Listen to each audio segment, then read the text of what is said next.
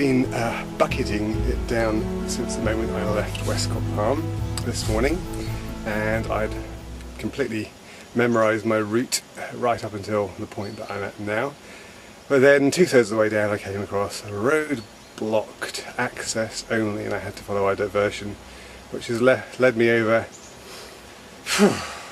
the mother of all hills to where I am now.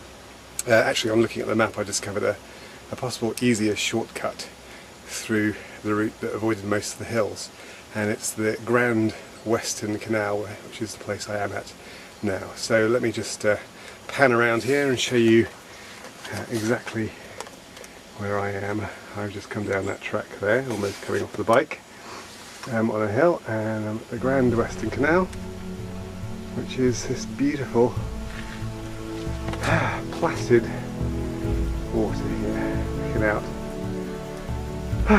towards that way. It's nice to have a bit of a rest, and it's nice that the rain has finally stopped, although we have, as you can see, grey skies. Well, there you go. I'm going to turn the camera off now and try and go down to Appledore, where I shall join the route that I'm actually supposed to be following.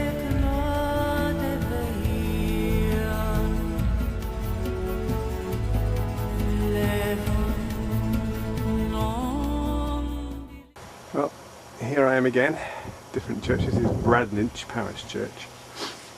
Over the hill over there is Okehampton. I just ascended that hill, mostly on foot.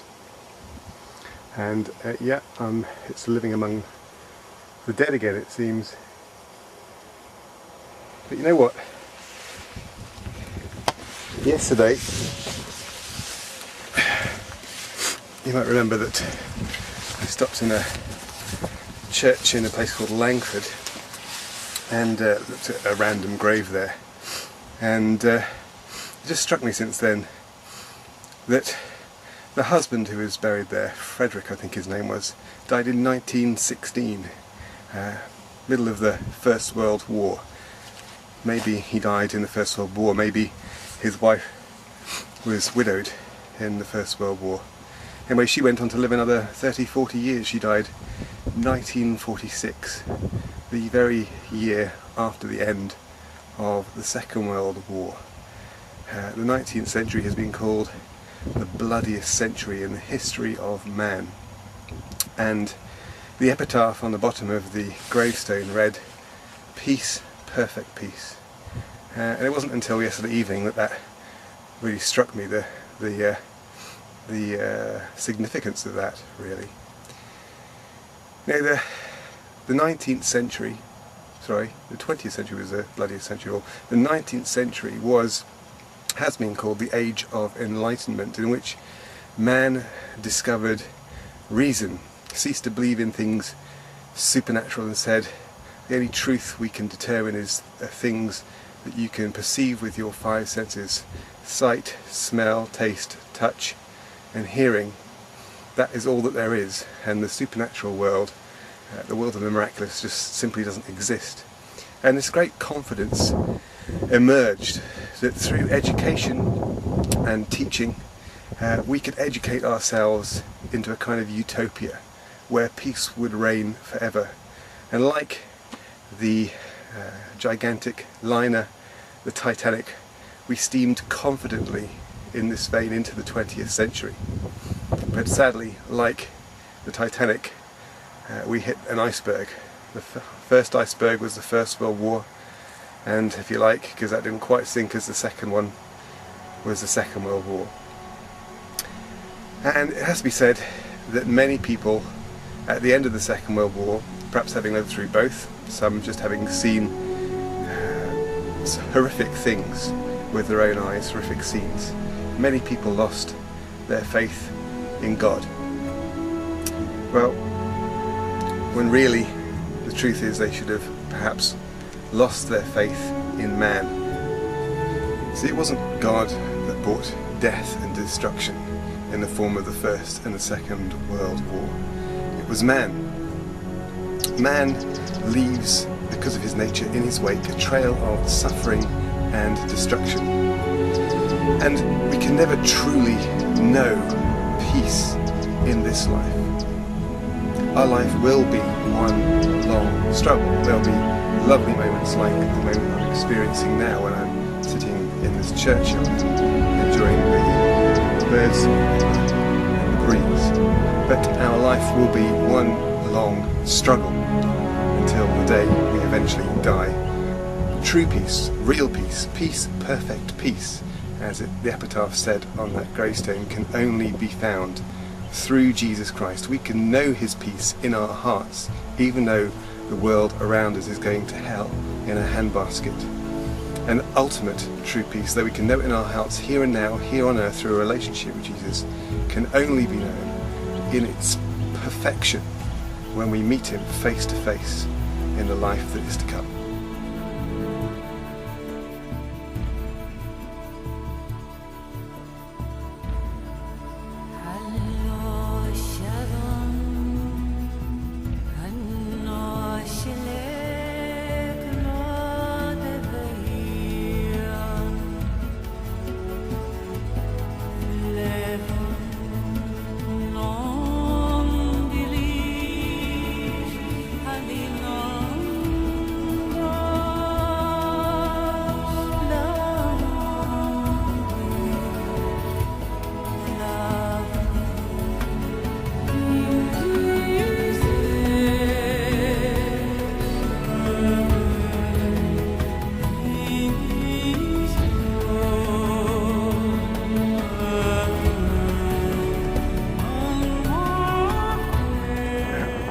Really is a milestone in my travels, simply because this is the River Exe just over here, and I'm looking downstream.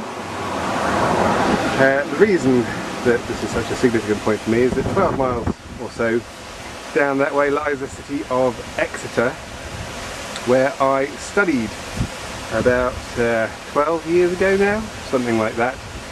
I studied teacher training in art, got 2 years through a 4-year degree, and then decided that teaching wasn't for me, and the rest is history really. Ended up doing a theology degree, and then moving to Canterbury to work for Universities and Colleges Christian Fellowship. Anyway, so there's the River Exe for you going downstream towards Exeter. Oh dear, what am I to do? Oh my goodness. It's not good for the camera. I wanted to show you this field just in front of me here, because I'm intrigued at the way they've cropped the hay. Let me just show you, turn the camera around. There we go. Looks like a kind of traditional. Usually you find the field full of round or square bales, but look at it. This is row upon row of these. I couldn't describe them as haystacks. I'm in Okehampton now, and I am officially knackered.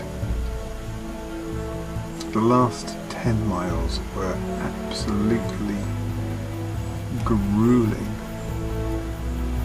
On a really busy stretch of road and over some really tortuous hills. I probably walked about 2 miles in fact, instead of cycling. I had some yobs shouting obscenities at me out of their car. I need to get a life, really.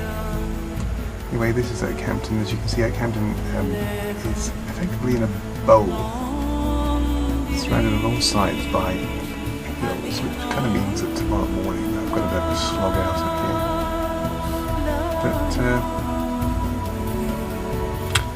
what the heck, I'll manage it somehow with a good night's rest. So until then, good night.